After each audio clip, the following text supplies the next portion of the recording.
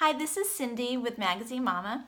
I know a lot of you use Instagram to market your photography business. So I wanted to bring you a few tips today on the latest Igtv. And I don't know if any of you are using it or not yet, but I wanted to tell you some of the benefits. The biggest one right now that I see is the fact that it allows you to use the swipe up feature.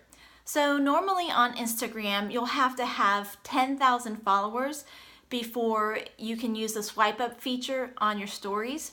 But if you're using IGTV and you have less than 10,000 followers, you can still use the swipe up feature. So for example, on your stories, you can write something in there. Let's say one good way to use it would be, let's say you want to show behind the scenes in your IGTV.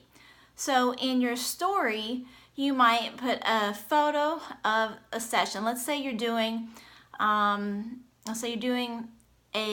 engagement session. So in your story, you have a photo of the couple, and you can just say swipe up to see behind the scenes. And so you'll link that story to your IGTV. So I hope that's helpful, and I think that's a really great benefit of why you should be using IGTV. Plus, there's going to be a lot more ways to track it probably in the future, as far as being able to track those who viewed your video and how much time they spent on the video.